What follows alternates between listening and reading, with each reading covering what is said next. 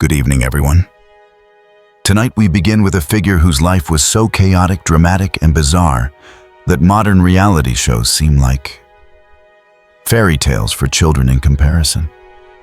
Imagine this velvet-draped palace's candlelit hallways echoing with whispers, and a king with an insatiable appetite for power, for women, and for roast meat. This isn't your typical history lesson. This is the wild, unstable, and dazzling world of Henry VIII, a king who collected wives the way some people collect teacups, and whose every tantrum could alter the fate of an entire nation. And trust me, if you were his advisor, relative, or enemy, you probably wouldn't have survived long enough to eat dessert. So, before you relax and prepare to drift off to sleep, take a moment to hit like and subscribe, but only if you genuinely enjoy what we're doing here. Let me know in the comments where you're listening from and what time it is there. It's always fascinating to see how far this little channel has reached across the world. Now dim the lights, maybe turn on a gentle fan for a soft breeze, and let's step into tonight's journey together. On a June morning in 1491, within the cold but commanding stone walls of Greenwich Palace, a child was born under the dim candlelight and the whispers of handmaidens. No one imagined that this boy, the second son of King Henry VII, would one day become one of the most infamous kings of England. His name was Henry. And at that time, England had no shortage of princes, but it lacked certainty. Henry's older brother Arthur was raised to be king, while Henry was raised to be a backup plan. Henry's childhood was a series of church holidays, Latin lessons, and horseback rides in the royal gardens when the weather allowed. He was a clever, healthy child, and above all, he adored praise. There wasn't a single courtier Henry didn't want to impress.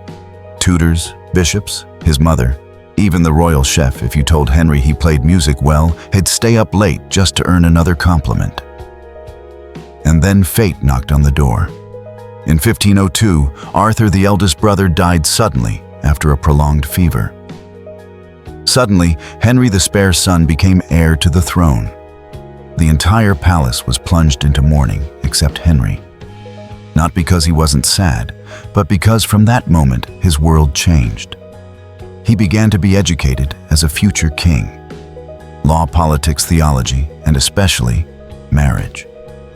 Because Arthur's death left a major problem, his widow Catherine of Aragon, the Spanish princess, was still living in the English court. Catherine wasn't just a widow. She was a symbol of the alliance between England and Spain, a powerful nation at the time. Marrying her, or not, wouldn't just be a personal matter, but a diplomatic chess move. And so, when King Henry VII died in 1509, Henry VIII took the throne only 17 years old, full of energy, vitality, and pride. Just weeks after wearing the crown, Henry married Catherine. A marriage permitted by the Pope because Catherine claimed she had never truly consummated her union with Arthur. Everyone breathed a sigh of relief. Henry had a wife, a crown, and a promising future ahead. At first, Henry was a beloved king. Tall, handsome, charming, athletic, and witty. He was called a dream prince, at least for the first 5 years of his reign. But then the greatest shadow began to form, the obsession with having a son. Catherine gave birth, but most of the children died young. In 1516, she delivered a daughter, Mary. Henry was pleased but not satisfied. He needed a son, a true heir. Because in Henry's mind, an England without a male successor was a nation headed for disaster. Then, as Catherine reached the age of 40, Henry turned his eyes elsewhere. Anne Boleyn, younger, sharper, and, most importantly, not easily conquered. Anne refused to be a mistress. She wanted to be queen. And Henry, like a child obsessed with a forbidden toy, found her irresistible. Henry decided he must divorce Catherine. But the Pope refused. That was his wife, blessed by the church, and Catherine insisted she had remained chaste when she married Henry. So Henry did what few dared to do. He declared a break from the Catholic Church. He created the Church of England, granting himself the power to decide his own marriage and that of all his subjects. Catherine was exiled. Anne was married. And the world was never the same again. You know, if Henry VIII had one love affair that shook the church, sent shockwaves through Europe, and turned the king himself into a lovesick, reckless man, it was with Anne Boleyn. At the time, Henry was in his 30s. Catherine, his wife, was over 40 and had endured many failed pregnancies. Henry longed for a son, and that longing soon turned into an obsession when Anne entered court like a strange new breeze. Not conventionally beautiful, but intelligent, charming, and sharp enough to make the entire court take a second glance. Anne was unlike any woman Henry had ever met. She didn't rush to kneel before power. She didn't swoon at sweet words. Anne knew how to play the courtly game, and she played it well. Henry gave her jewelry. She refused. Henry invited her to a private dance. She claimed she had music lessons. Henry wrote love letters, more than 17 in a year, and Anne kept them all, but didn't reply right away. And as you might guess, the more he was denied, the more Henry became obsessed. Finally, Henry said something he had never said to anyone: "Be my wife. Be the Queen of England." But there was a problem. Catherine was still alive, and the Pope still recognized her as the rightful queen. Thus began a years-long crisis. Henry tried every means to divorce Catherine, but failed. The Pope hesitated. Catherine stood firm, and Anne simply waited, confident, proud, and defiant. Eventually, Henry declared England's break from Rome. He named himself the head of the Church of England, divorced Catherine, and married Anne in early 1533 in a secret ceremony. Anne became pregnant almost immediately.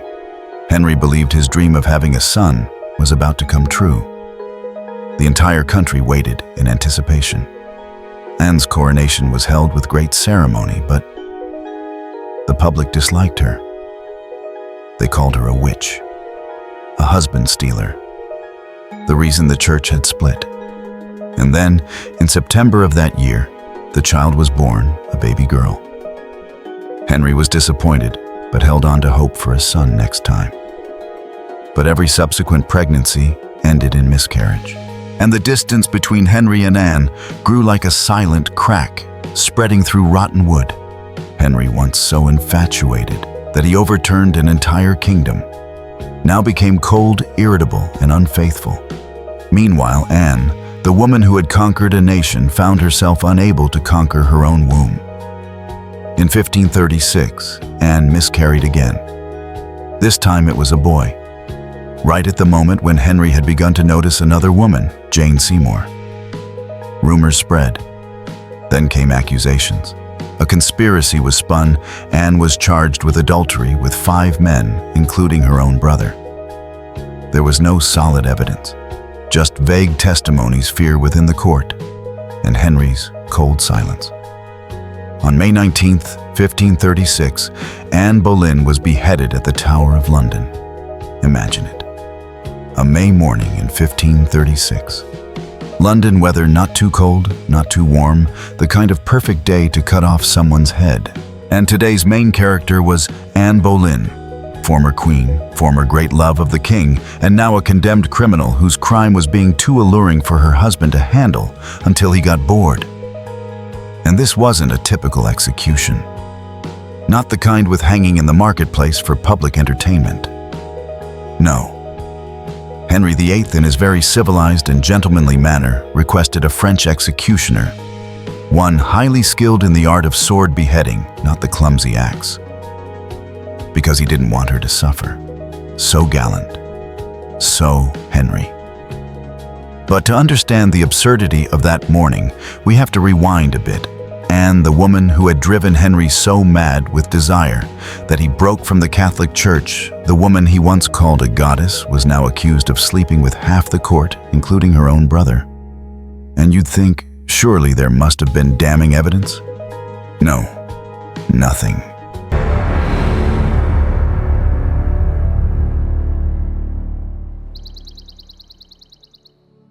Maybe a few misplaced glances, a couple of laughs at the wrong moment, and a king who was done and very ready for a new model. So when Anne was taken to the Tower of London, she knew. She knew the game was over.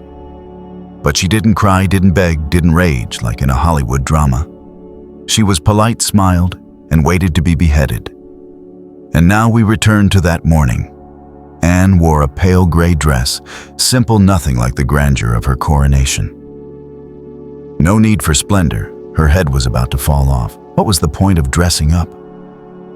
She walked out to the scaffold, a courtyard that had once been peaceful, now lined with damp boards and straw to soak up the blood. In front of her stood the audience, not admirers but officials, guards, and a few early rising citizens there to watch a good show. On the platform stood the French executioner, courteous, not chatty. In his hand was a gleaming sword, not as large as an axe, but swift, clean, efficient, like a staff reduction in the Tudor court. Anne knelt. Her hands were not bound, her eyes not covered, utterly composed. She looked up at the sky as if checking if God was still online. Then she spoke, "I die a faithful servant to the king. May God have mercy on my soul." Though truthfully, that very king had accused her, condemned her, and replaced her. But never mind, she remained gracious. And then a moment of silence. Not because everyone was emotional, but because everyone was thinking, wait, is this actually happening? And then in a blink, one stroke. Clean, head gone. The end of an era. And you think, oh, how sad. Yes, but also absurd to the point of being laughable.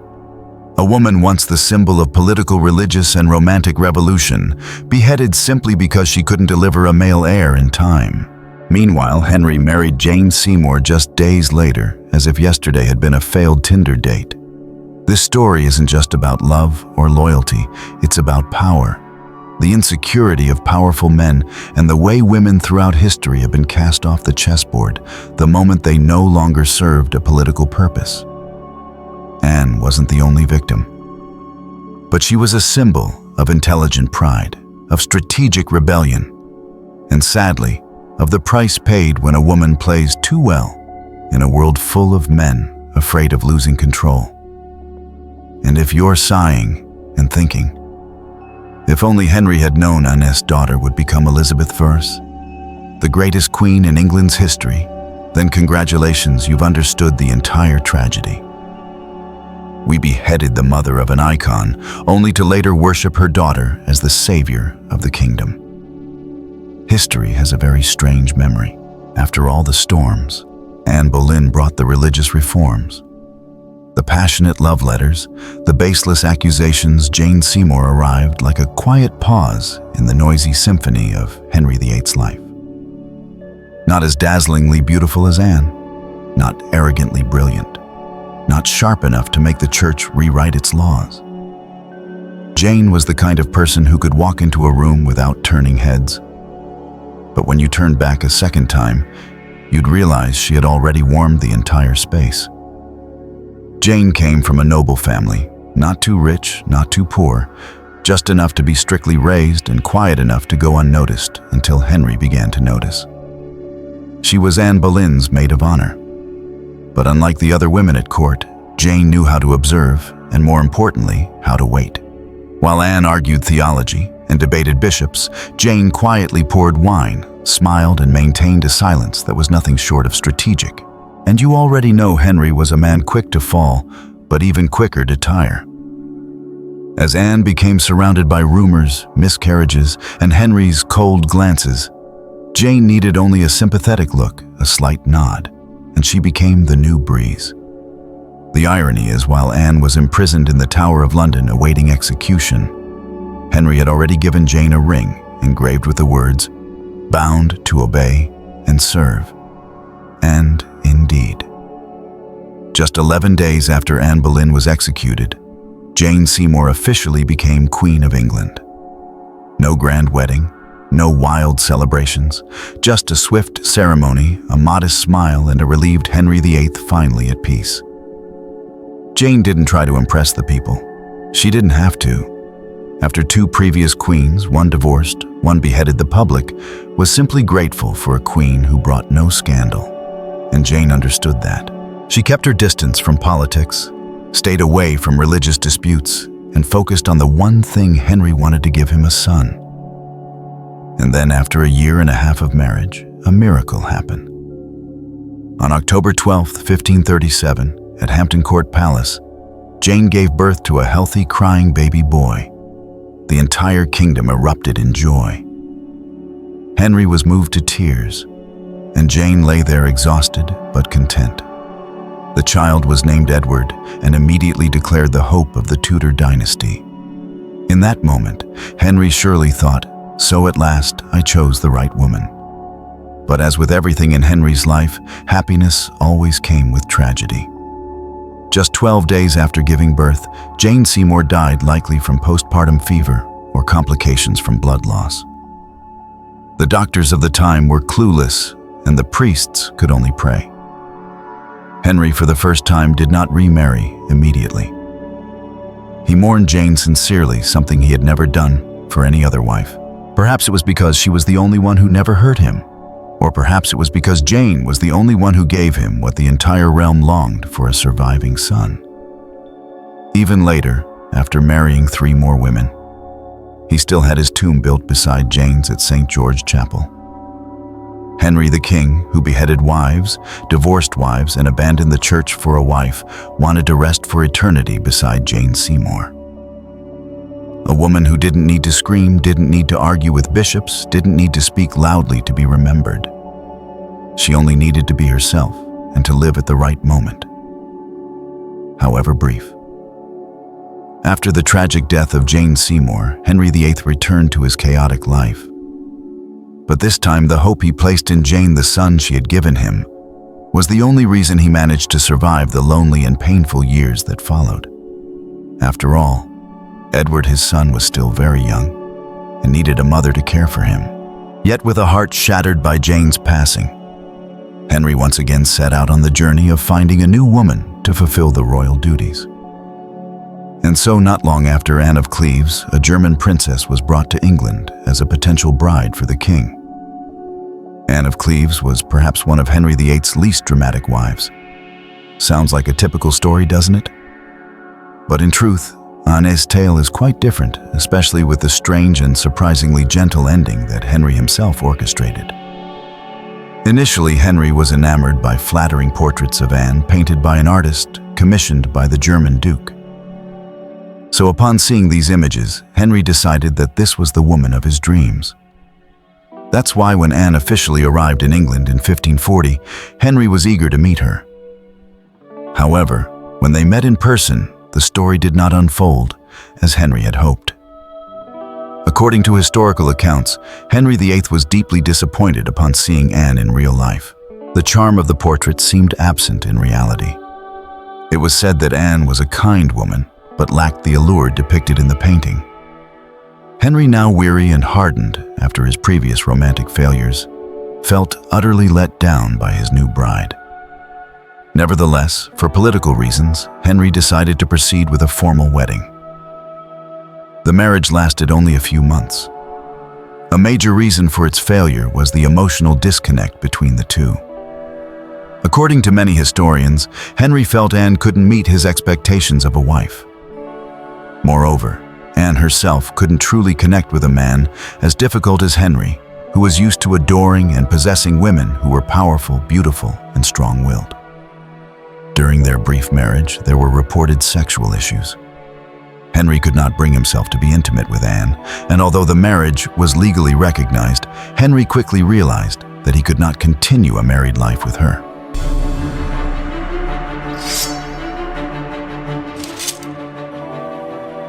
So in a notable decision, Henry VIII annulled the marriage after only a few months. However, despite the bitter end to their union, Henry chose not to deal with Anne as he had with his previous wives. Instead of execution, he granted her a luxurious lifestyle, allowed her to reside in his castles, and treated her like a friend.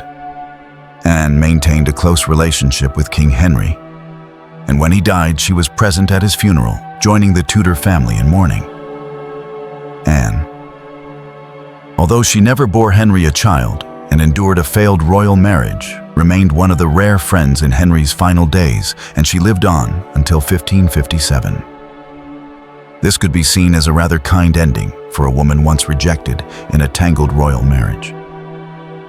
After Anne, Henry VIII continued his romantic pursuits with other wives, each with its own story and unique ending. Yet in these later marriages, Henry no longer seemed to hope for love or happiness. The only thing he sought was an heir to the throne and the preservation of Tudor power. With Catherine Howard, Henry's fifth wife, the story turned into yet another tragedy, and by the time he married his sixth wife, Catherine Parr, we see a Henry who had grown weak, aged, and no longer wielded the power of a mighty king. But the wives in the life of Henry VIII, from Catherine of Aragon to Catherine Parr, each contributed to a legacy, though they may have lived and died in pain. It was through them that the history of England was shaped in such a unique way. So Henry continued his pursuit of love, connection, and power through his many wives, but perhaps deep down, Jane Seymour, the only one to give him a healthy son, remained the most important woman in his heart, even though her death left him with a wound that lasted a lifetime. If you think that England under Henry VIII was a stable, prosperous, peaceful, and safe kingdom for its people, then congratulations, you've just fallen for one of the sweetest misunderstandings in history. Because England under Henry VIII didn't resemble a kingdom, it resembled a stage. And the king, he was the director, the screenwriter, the leading actor, and sometimes the executioner. His reign lasted from 1509 to 1547, nearly 4 decades. A long enough time to transform the soul of a nation, and indeed, Henry changed nearly everything. First, religion. You can't talk about England in Henry's time without mentioning the Great Schism with the Roman Catholic Church. And the reason very simple: he wanted to divorce his wife. Catherine of Aragon, the first wife, didn't bear a son, and the Pope refused to grant an annulment. Henry grew furious, and like any man with absolute power, he did the most reasonable thing. He declared himself the supreme head of the Church of England. So from a devout Catholic king, Henry suddenly became the head of a brand new religious faction, just so he could marry another woman. Naturally, this led to a cascade of major changes. Monasteries were seized. Church wealth fell into the hands of the crown. Many Catholic priests were executed or mysteriously disappeared. And the common folk, they had no choice. This morning you are Catholic. Tonight you're Anglican. Tomorrow depends on the king's mood. Next came the economy. Henry loved war, loved building palaces, loved fine food and fine clothes. And to do all that he needed money, lots of it. When taxes weren't enough, he sold off the church property he had just confiscated. When that money also ran out, he devised another tactic, debasing the silver in coins, to mint more, an old-school version of printing money. And the result? Exactly what you'd expect: rampant inflation. Prices soared, currency devalued, the people struggled, and Henry still feasting on roast goose every evening. What about society? You could imagine England at the time like a giant chessboard. Nobles scrambled to secure seats at court. Clergymen tried to guess what religion the king would favor tomorrow.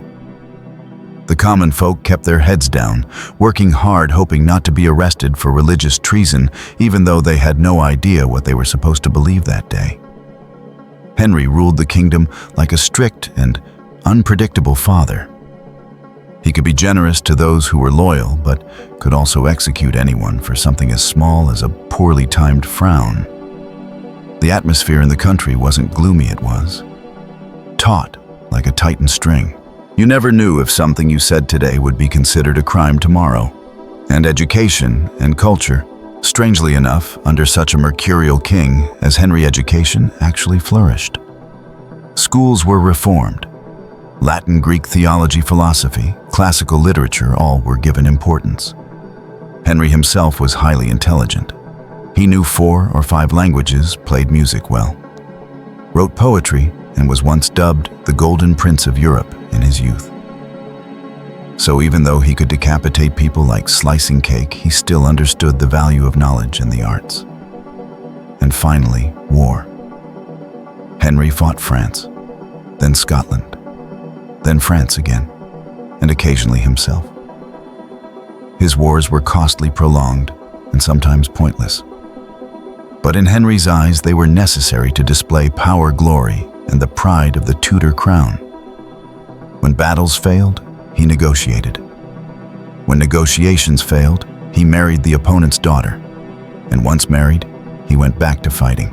War during Henry's reign wasn't about expanding territory. It was part of his personality. Something that without it, life would seem too dull for him. So what was England like under Henry VIII? A place full of shifting church thrones, rotating wives in the palace, changing coins in pockets, and changing bloodlines on the battlefield.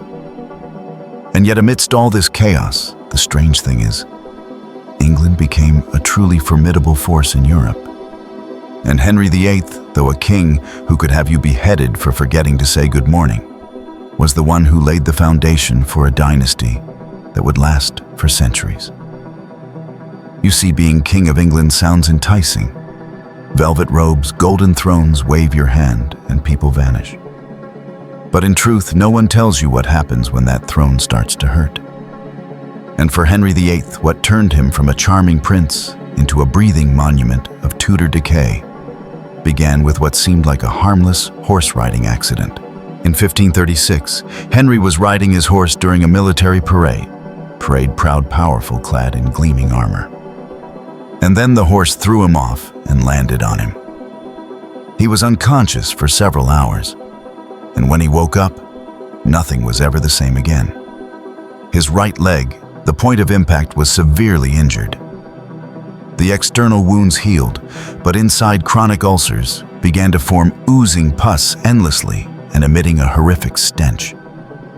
These ulcers, according to physicians, were soft tissue necrosis, possibly caused by osteomyelitis. And since antibiotics didn't exist in the 16th century, the options were cleaning, cutting deeper, or praying. You think he was well cared for? Yes. But care back then meant soaking cloth in alcohol, applying ointments made from animal fat, and hoping today smells better than yesterday. Henry had to have his leg bandaged daily. And because the pus leaked constantly, the palace began to reek so badly that courtiers burned herbs and incense 24/7, as if living inside a hellish essential oil shop. Every time Henry sat or stood was a torment. His leg was swollen, inflamed, and sometimes blood would seep through the cloth like moisture leaking from a moldy wall. And that wasn't all. After the accident, Henry began gaining weight uncontrollably. The king, who had once been an athletic horseman, dancer, and archer, could no longer move due to the pain, yet continued to overeat slowly, ballooning into a massive meat pie of a man. By the end of his life, he weighed over 170 kilograms, requiring pulley systems to hoist him onto a horse, and his armor had to be specially made, with a protruding belly, making him resemble a walking bell more than a warrior. Obesity brought gout, the infamous royal disease. But if you think gout only affects the toes, you should know Henry had it in his knees, ankles, and even hands.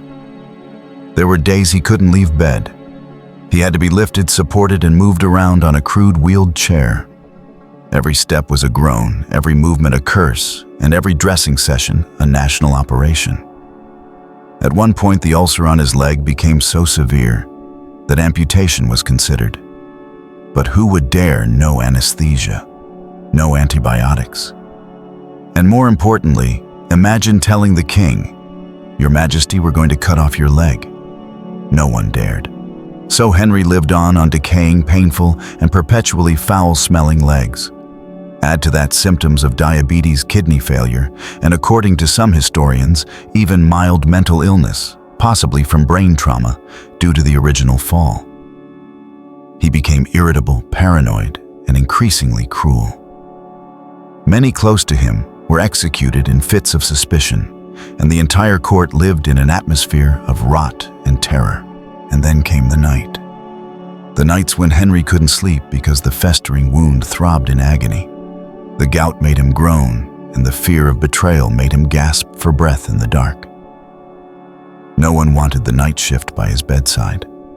No one dared come close when he raged. The man who had once been the image of glory was now a decaying body wrapped in silk, a kingdom on crutches. And the bitter truth was, Henry VIII once believed himself immortal. He thought that with power in his hand, he could control life and death, decide who lived, who died, who was forgiven, who was exiled. But he forgot the human body doesn't care who you are. You may be a king, but the ulcer still festers. You may be a lord, but the bones still crack. And you may rule a realm, but you will never rule time. For King Henry VIII, that day came in January 1547, when everything, his leg, his heart, his lungs, and his spirit crumbled like rusted armor, no longer holding shape. Henry VIII died like an ancient tower, collapsing slowly, heavily, and with no one daring to stand too close. In the final weeks, the ulcer on his leg became severely gangrenous. Blood and pus oozed constantly, the stench so overpowering that courtiers burned sandalwood and lavender day and night to no avail. He could not stand, could not sit, could not sleep. On some nights, servants heard him whispering to himself in the darkness, incoherent murmurs, as if speaking to ghosts of the past, perhaps his mother, his dead wives, or the many he had signed to their deaths. And then, after many sleepless nights, in the early hours of January 28, 1547, Henry VIII drew his last breath at Whitehall Palace. No grand prayers, no wife or child at his side, only silent walls, melting candles, and a final breath like a quiet apology to a life he never quite learned how to say sorry to. But the story didn't end there. Because what came after death was a funeral so strange, so grand, so grotesque, and so absurd, it could only have happened in English history. Henry had left clear instructions. He wanted to be buried beside Jane Seymour, the only wife he truly loved, and the one who gave him a son, Edward. And so, the royal officials began preparing a grand Tudor funeral, full of gold, red-black velvet funeral music, and a coffin very, very large. The only problem was Henry's body was too large, too heavy, and too decomposed faster than expected. In the 16th century, there was no modern embalming technology, and given Henry's health before death, gout ulcers, kidney failure, diabetes, sepsis, after just a few days, his body began to swell and leak fluids. It's recorded that on the journey from London to Windsor, Henry's coffin began to leak, and some of the fluid seeped out from beneath like fat dripping from an over-roasted pig. Think that's just rumor? Not quite. Historian Edward Hall, a contemporary, described the incident, even noting that servants had to stuff sawdust and straw to absorb the fluids leaking from the king's corpse. Some said it was divine punishment. Others just felt nauseated. Yet the court didn't stop. The funeral proceeded as if nothing unusual had happened. A funeral procession over 3 miles long with hundreds of mourners, resounding ceremonial music, soldiers lining the roads, and eulogies read in golden tones to praise the greatest king of England. No one mentioned the smell. No one mentioned the beheaded wives. No one mentioned the war's inflation or sleepless nights in court, fearing royal rage. Because when a king dies, everything is renamed glory. And finally, Henry's body was lowered into the vault at St. George Chapel, Windsor Castle, right beside Jane Seymour. No stone statue, no elaborate coat of arms. Just a heavy black wooden coffin laid next to a woman who had died nearly 11 years earlier.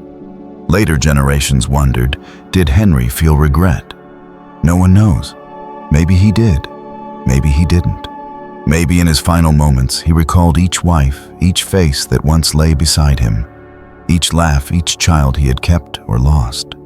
Maybe he mourned how he had let himself fall apart from a dazzling prince to a pus-leaking corpse rolled away in straw. Or maybe he thought nothing at all. Because death, whether for a king or a beggar, is a door that closes silently. You know, some children at 7 are still learning to tie their shoes. Some at 8 are crying over math homework. And then there are 9-year-olds who sit on the throne of an empire wearing a crown heavier than their own head.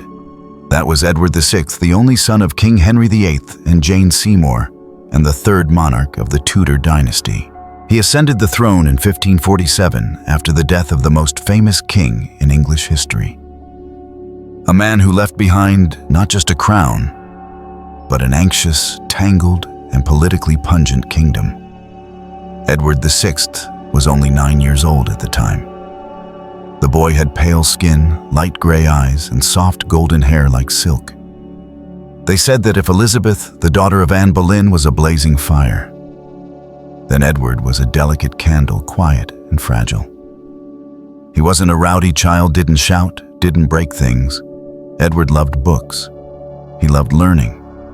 He could sit silently for hours listening to scholars lecture on the Bible, on theology, on ancient Greece, on redemption. If there was one thing Henry VIII got right, it was choosing excellent tutors for his son. From a very young age, Edward was trained to become a perfect Protestant emperor. His tutors, like John Check and Richard Cox, were scholars of the Reformation. They filled the boy's mind with the teachings of Luther, Calvin, and Melanchthon. As a result, before he knew what love was, Edward already knew. Purgatory was unbiblical. The Pope was misguided, and faith in grace was supreme. Some said, "This boy isn't a king. He's a miniature theologian imprisoned in a palace." Not entirely wrong, but no matter how intelligent, sensitive, and obedient he was, Edward was still just a child. He had never been to battle, never ordered an execution, never fully understood the consequences of his words when the entire kingdom was listening. So right after his coronation, true power fell into the hands of the adults. Specifically, the Privy Council, led first by Edward Seymour Edwards, maternal uncle, and later by John Dudley, Duke of Northumberland. In the name of guardianship for the young king, these men began to govern England as if it were a hand of theological poker. They used Edward as a living symbol, the young holy king chosen by God to purify the Church of England from all remaining traces of Catholicism from his father's reign. During Edward's time, the Bible was printed in English. Religious statues were removed. The Mass was replaced with the Book of Common Prayer, a strict, plain reform and very lacking in music. Edward didn't object. He supported it wholeheartedly. He kept a regular diary recording daily events in a dry tone, as if completing homework. One famous entry about the 1549 rebellion reads, "The people rebelled in Norfolk and then in Devon, then in Kent and were suppressed, finished."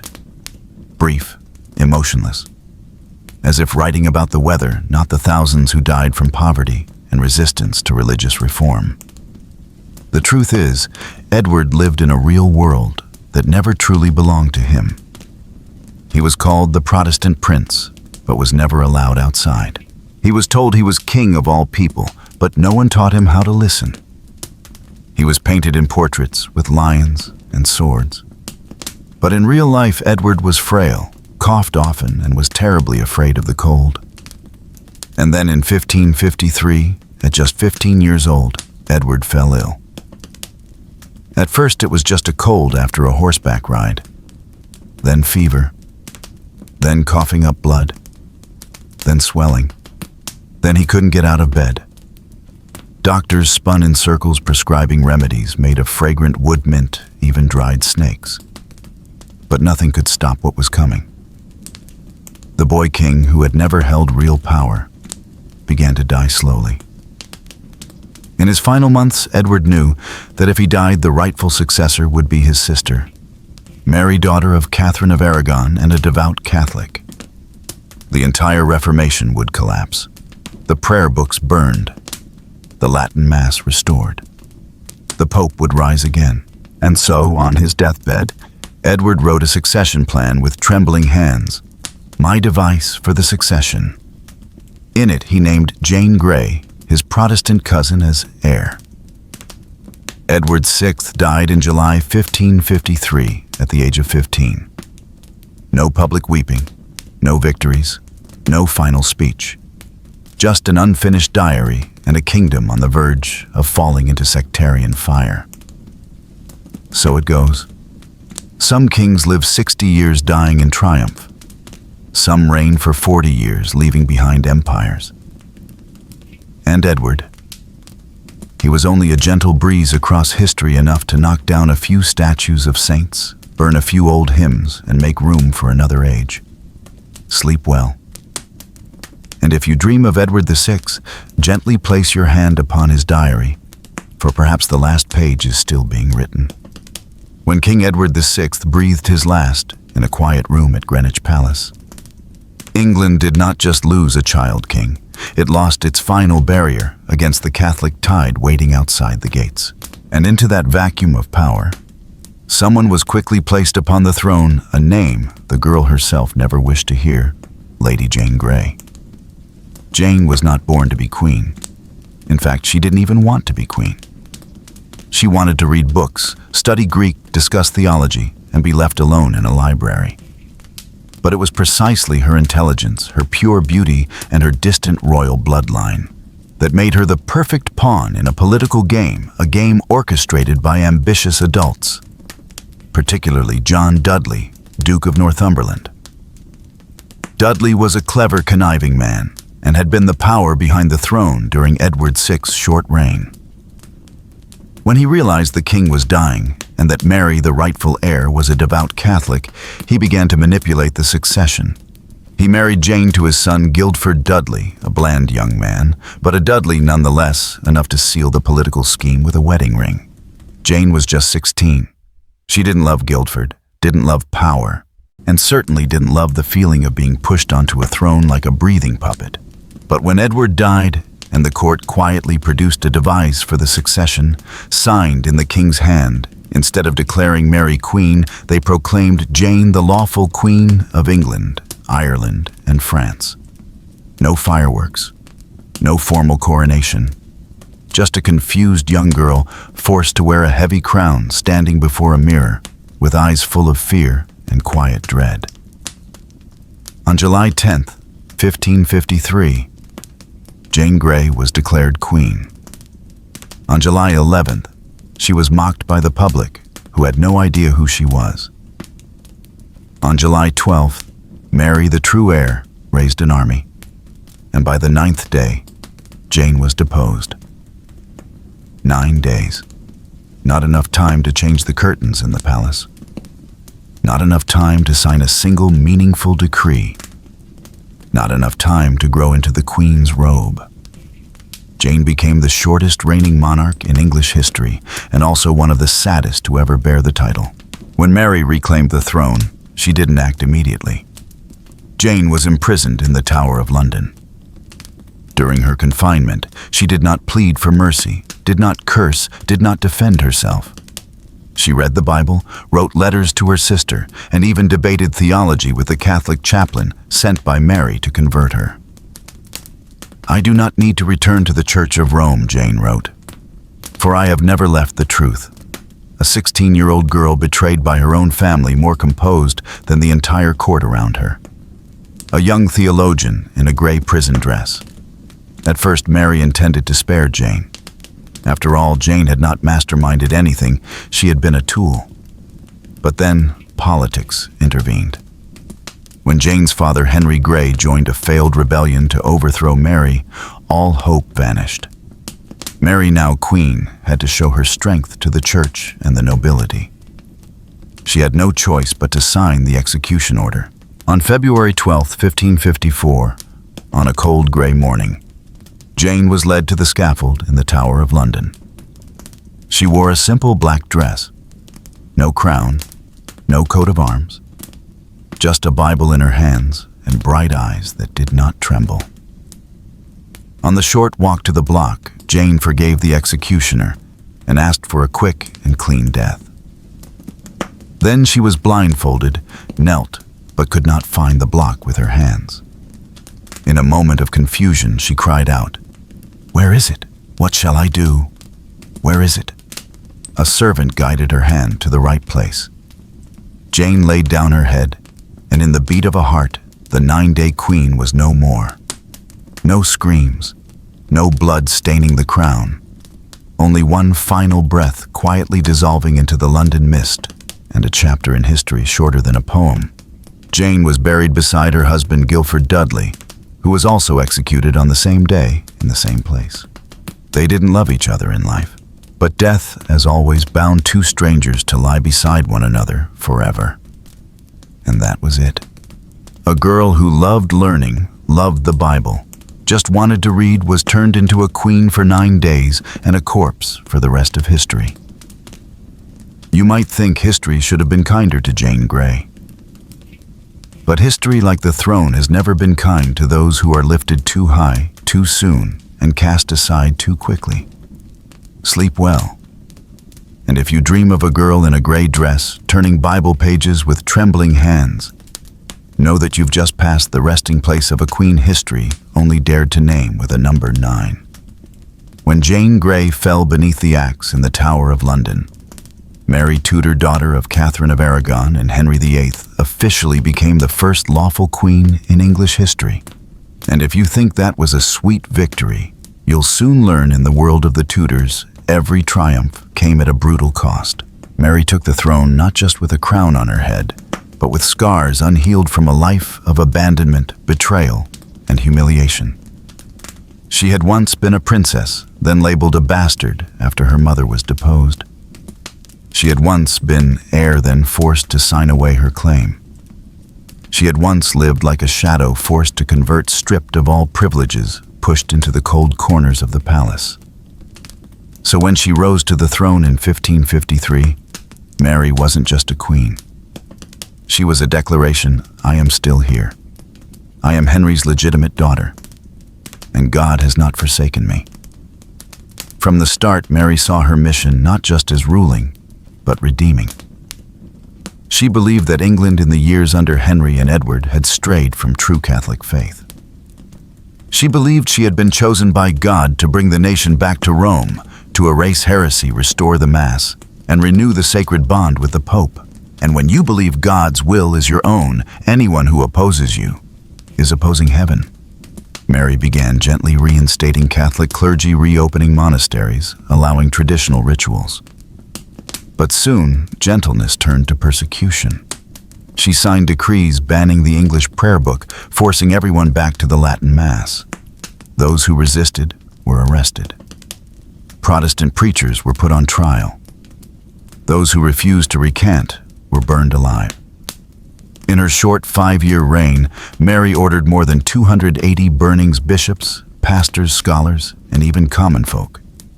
They were burned in marketplaces, in city squares, in the foggy mornings of London. Some screamed, begging for mercy. Others sang hymns in the flames. And Mary from her palace believed she was saving their souls. And so history gave her a name that would echo with dread for centuries, Bloody Mary. When Mary Tudor finally sat on the throne, her heart was filled not just with Catholic conviction, but a quiet emptiness. A 37-year-old queen, unmarried, heirless, in a kingdom that had just gone through the greatest divorce in European history. And well, you know, all eyes turned to one thing: marriage. And then came Philip of Spain, 11 years younger than Mary, tall, reserved, always dressed in black, the kind of man who looked like he'd just stepped out of a grim Netflix period drama full of silence and swordplay. And most importantly, Philip was Catholic. Very Catholic. Ultra-Catholic. The perfect match, at least on paper. For Mary, this was destiny. A powerful Catholic king's son of Emperor Charles V, who ruled over half of Europe and enough South American gold to reforge the White House, if necessary. But for the English people, this wasn't exactly a Disney romance. The public panicked. They didn't want a foreigner, especially a Spaniard, ruling over England. They remembered Catherine Mary's mother and thought, oh no, here comes another paella invasion. So Parliament forced Mary to sign a marriage treaty. It stated clearly Philip would have no ruling power of his own, could not appoint Spaniards to English positions, and if Mary died first, Philip would inherit nothing but his luggage. In other words, he was allowed to be a husband, but not a king. This event, according to many historians, is a classic example of a political marriage that binds two people, but frees both hearts. The wedding took place on July 25, 1554, in Winchester. Mary wore a gold-embroidered gown adorned with gemstones, while Philip wore wedding attire that made him look like he was attending a funeral. A strange little-known detail, Mary had a heart sewn into the lining of her wedding dress, inscribed in Latin with the phrase, "I belong to him." Unfortunately, he didn't belong to her. Married life after that, Imagine being married, just married to the man of your dreams, only to discover he spent more time with tax ledgers and political maps than with his wife. Philip was cold, distant, and rather reluctant about sharing a bed. Contemporary records describe Mary speaking to her husband like a love-struck girl, while Philip responded as if reading a military report. And then Mary thought she was pregnant. The entire court rejoiced. Cannons fired, bells rang, people placed bets on the baby's name. But as the months passed, Mary's belly grew, and no child was born. Some said it was a cyst. Others claimed it was psychological delusion. Modern scholars even suggest it may have been an early sign of ovarian cancer. Historians still debate whether it was a real medical condition or simply the desperate hope of a woman so longing for love and motherhood that she hypnotized herself into believing it. Philip, after the disappointment, didn't offer bitter words. He just left England, quietly, coldly, and left Mary with letters that were never answered. Here's one of the 3 light jokes you requested. Mary and Philip's marriage was like a Bluetooth connection. 2 devices paired, but no data ever transferred. In truth, Philip did return a few times. When his father Charles V abdicated and passed the Spanish crown to his son Philip, became king of an empire on which the sun never set. That made him busy. Very busy. Busy enough to forget to write to his wife. Mary still held on to hope. She believed Philip would return and that they would have a child. The second time she believed she was pregnant, it was also the second time her belly swelled and then deflated in despair. A little-known fact during that time, Mary had more than 20 baby linens, hand-embroidered in silver thread, prepared for the child, who would never be born. They were never used. When Mary and Philip married, the air in England felt as if a heavy rainstorm had just passed, and then the skies didn't clear, only turned gray and started to whisper with cold winds. No one clapped except the Catholic clergy. The people were anxious. The nobility divided. And English merchants quietly hid their money in barrels just in case they had to flee to the Netherlands. Why? Because under Philip's influence, even though he was officially just the king consort with no power, England began to reshape itself in Spain's image, more conservative, more devout, and to be honest, sadder. Mary re-established ties with the Vatican, repealed all Protestant laws from Edward VI's reign, and enforced the heresy laws. Anyone who refused to convert would be executed. The city of Oxford today, famous for its university and cafes charging 9 per cup at the time, became a place of public burnings. In London, people attended Latin masses. They didn't understand bowing their heads, not in faith, but in fear. And of course, fear of being grilled. A strange detail few know: within 5 years, more than 800 wealthy English people voluntarily left the country for Switzerland and Germany to avoid arrest for being Protestant. These people became known as the Marian exiles, and they would return after Mary's death, bringing new reformist ideas and a few very questionable wigs. Historians still debate, did Mary truly believe she was saving England? Or was she simply punishing a country that had once rejected her mother? Some call it an internal crusade. Others say, no, it was a broken-hearted queen trying to reclaim control through religion. As for the commoners, all they knew was that bread was more expensive, taxes were heavier, and every church visit felt like a mental endurance test.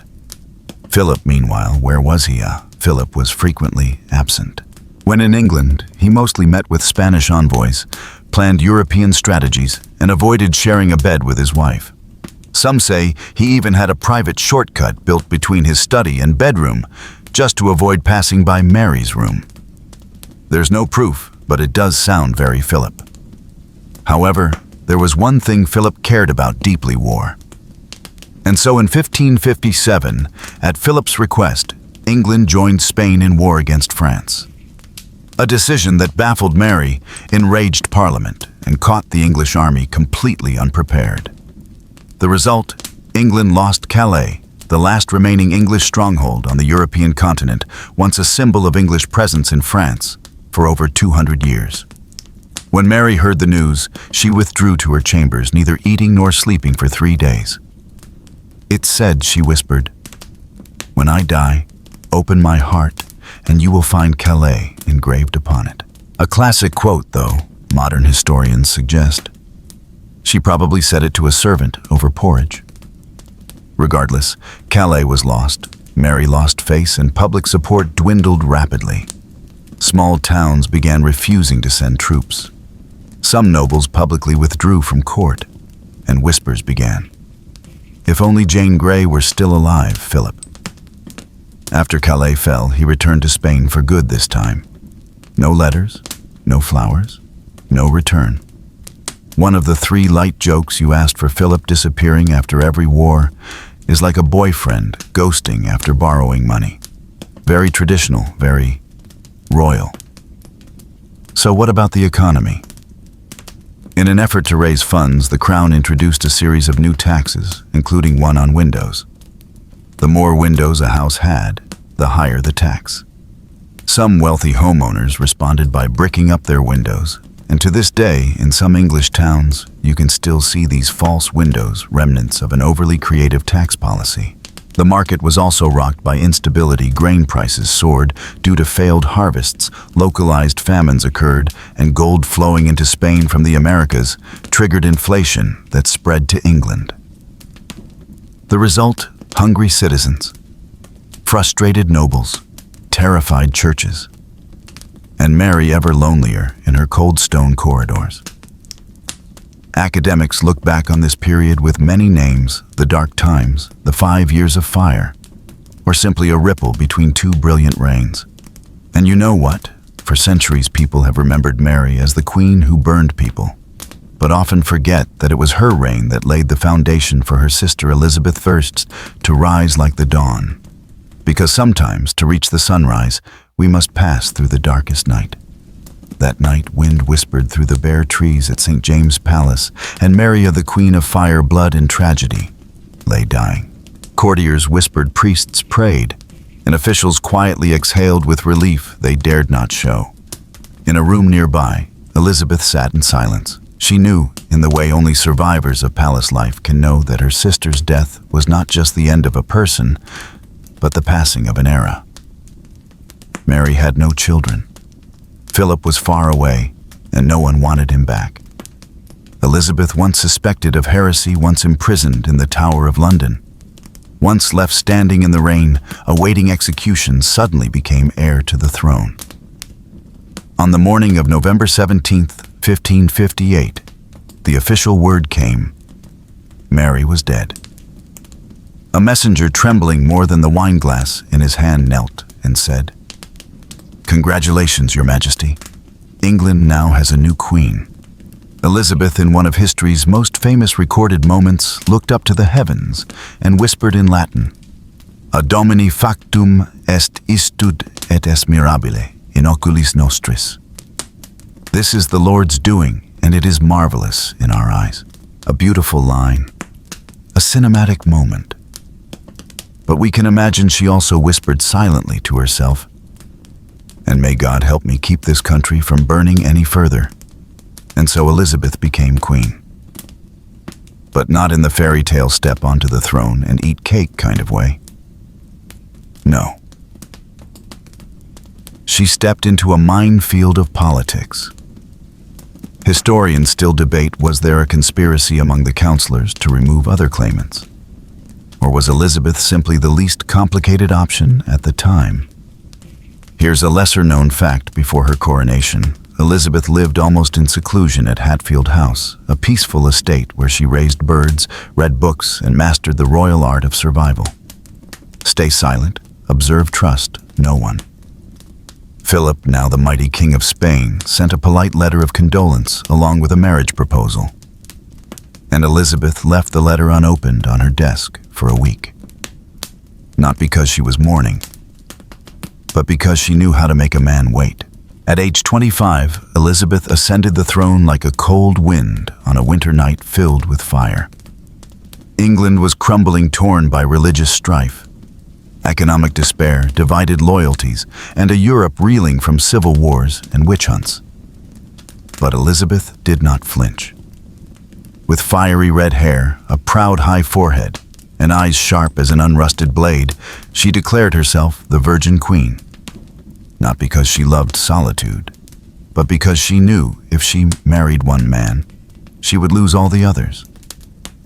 At her coronation, she wore a white cloak symbolizing purity, but beneath it deep crimson silk. For those keen enough to understand, I may appear a saint, but I am a politician to the bone. And Elizabeth played politics better than anyone. She didn't abolish Catholicism outright, but she didn't let the Vatican dictate terms in England either. She passed the Act of Uniformity in 1559, reinstating the Church of England, but allowing people to keep old rituals if they wished. A kind of believe in God your way, as long as you don't cause trouble. To the nobility, she married no one, but gave each suitor hope strategically. She exchanged letters with French princes, traded poetry with the Duke of Sweden, and even went garden strolling with one nobleman before vanishing like a breeze. Historians still debate, did Elizabeth truly never love, or was she simply the first to master the art of turning affection into diplomatic leverage? Meanwhile, England began to change. Small ships crossed the ocean to North America.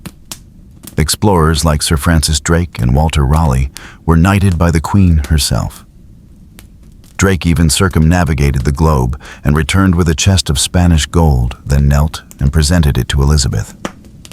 A lesser-known fact, Elizabeth once had breakfast with Francis Drake using a golden bowl. Not for luxury's sake, but because gold didn't absorb poison, a common safety tactic at the time. The Elizabethan era also marked a literary bloom. William Shakespeare began to write, theaters sprouted across London, and even common folk began attending plays. Some scholars say never before had both queen and peasant known the name of the lead actor in a production of Romeo and Juliet. One of the next three light jokes, the Elizabethan era, was a time when people could watch a play, pick a pocket, and learn a moral, a true 3-in-1 combo. But not everything was rosy. In 1587, Elizabeth ordered the execution of Mary, Queen of Scots, her cousin, after uncovering a plot to assassinate her and claim the throne. The order enraged Europe. Philip of Spain, still bitter from Elizabeth's refusal to marry him, decided to launch the largest military offensive ever attempted, the Armada. The Spanish fleet, more than 130 ships, set sail for England. Elizabeth did not hide. She rode out before her troops clad in armor, her hair pinned high, and declared, "I have the body of a weak and feeble woman, but the heart and stomach of a king and of a king of England." That quote is still passed down to this day, even printed on postcards. The result, strong winds, tactical mistakes, and English cannons shattered the Spanish Armada. Elizabeth didn't just save the country, she propelled England from a tiny island nation into a rising empire. Afterwards, she didn't throw a grand victory celebration. Instead, she wore a black dress embroidered with pearls and carried on ruling as if it were just another busy Tuesday. Under the reign of Elizabeth I, England, once dismissed as the damp corner of Western Europe, began to enter its golden age. Of course, golden didn't mean everyone had gold in their pockets, but people started to believe tomorrow might be slightly better than today. In reality, Elizabeth ruled a country that was quite a mess. The economy was gasping after the religious wars of Mary's reign. Religion felt like walking a tightrope. One wrong word could get you hanged. And the nobles whispered constantly, "Will the Queen ever marry?" as if that mattered more than the price of bread at the market. But Elizabeth had a plan. Not a plan on paper, but one built from patience, intelligence, and fashion. First light joke. Queen Elizabeth didn't need nuclear weapons. She had high collars, sharp words, and a speechwriting team with blades for pens. The first thing she did establish religious stability. She restored the Church of England, but wasn't too harsh on Catholics if they didn't openly rebel. Basically, believe in whoever you like, just don't cause drama at dinner. This policy was called via media the middle way. Not extreme Catholicism, not radical Protestantism. Just keep quiet and pay your taxes. Next came trade. England, once only good at selling wool and dried fish, began to set sail across the world. Adventurers like Sir Francis Drake, who circumnavigated the globe and managed to rob some Spanish treasure on the way, were knighted. Elizabeth didn't invest directly, but she offered her support with a diplomatic, "Oh, I didn't see anything a very clever way to deny all involvement if anyone got caught." A lesser-known fact. The Queen once received a gift, a parrot that spoke Spanish from a captain just back from the Caribbean. She laughed and named it Monsieur Capitan. In foreign affairs, Elizabeth was like a master political director. She didn't strike first, but she never let anyone push her around either. When Spain grew furious with England for supporting rebellions in the Netherlands, they sent the Armada, a massive fleet with the ambition of returning England to Catholicism. The result, strong winds, poor tactics, and a few strategically placed cannons shattered the Armada. England not only survived, it came out cooler than ever. Historians still argue. Was that victory due to Elizabeth's leadership, or just the weather? Some say God is a Protestant. Others claim Spain was simply too arrogant. But whatever the reason, Elizabeth's reputation soared. She began crafting her iconic image, blazing red hair and makeup so pale that if she closed her eyes, people might think she was a wax figure. About that pale skin, it wasn't because she feared the sun. It was due to white lead powder, a beauty trend of the time. Yes, it was toxic, but beautiful. And at court, dangerous beauty was better than safe ugliness. Amidst all this prosperity, the arts flourished. You already know the names: William Shakespeare, Christopher Marlowe, and the poets still quoted on social media today. The Queen herself would sometimes go in disguise to watch plays among the crowd, quietly critiquing the lead actor behind the curtain like a secret reviewer. Truly a time when artists survived on both talent and the luck of not being called out by royalty. Next light joke. Elizabeth was the kind of person who could write a diplomatic letter in Latin and still catch a poet's grammar mistake. However, every reign casts a shadow. Famine, disease, and the wealth gap still existed. Though art blossomed, peasants still ate thin porridge and wore wool until summer. In her later years, Elizabeth grew lonely. She lost many of her closest confidants. Robert Dudley, the man she may have truly loved, died. None of the potential successors pleased her, and the question of the heir began to haunt the court. But she never named a successor publicly, not because she didn't know, but because she didn't trust anyone to be worthy. Only when death drew near did Elizabeth accept James VI of Scotland, son of her old rival Mary Stuart, as her heir. A historic transition, and perhaps the only ending she could accept. In the final days of winter 1602, a gentle wind rustled the gardens of Richmond Palace, the wilting petals on their stems mourning something not yet gone. Queen Elizabeth I now, over 69 years old, was no longer the dazzling image of towering collars and blood-red lips. She was gaunt, her hair thinning, but her eyes still held the sharpness of a woman who had never let anyone else write her story. They say that in her final weeks, Elizabeth refused to lie down. For days she stood or sat motionless on cushions, not eating, not speaking, not sleeping. When courtiers begged her to rest, she only shook her head, not out of stubbornness, but because, as she once said, "He who lays down waits for death to come." Of course, in today's world, that sounds like a line from some fantasy film, but for Elizabeth, who had survived countless assassination plots, refused every marriage proposal, won a war against Spain, and ushered England into a golden age, lying down was the last thing she would do. And there was something else she feared: sleep. Not the dark, but the feeling of being left behind.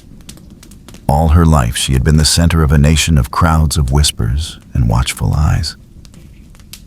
Now the ones she had loved were gone. Robert Dudley was dead. William Cecil, too. The younger generation she didn't quite trust. One courtier recalled, Her Majesty sat for hours unmoving. She looked at no one, only through the wall, as if seeing a past we could not reach. A historic moment amid her decline, Elizabeth indicated, though never officially in writing, that her successor would be James VI of Scotland.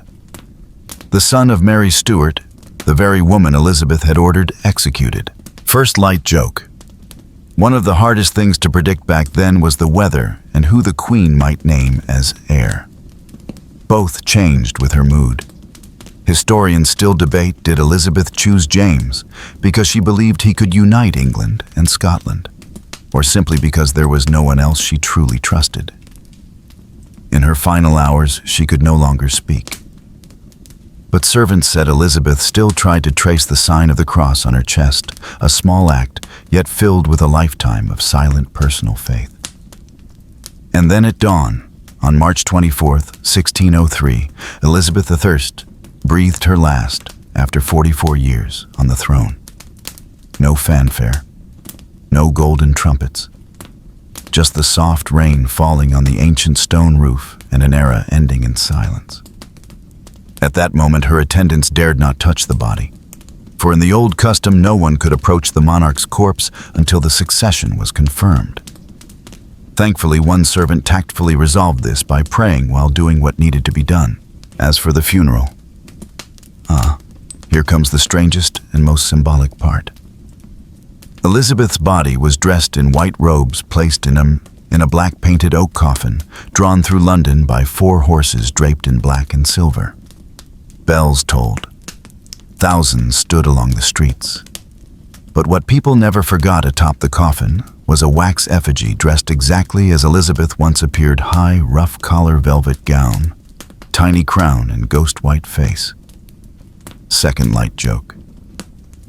If you think the wax figures at Madame Tussauds are creepy, you haven't seen London in 1603.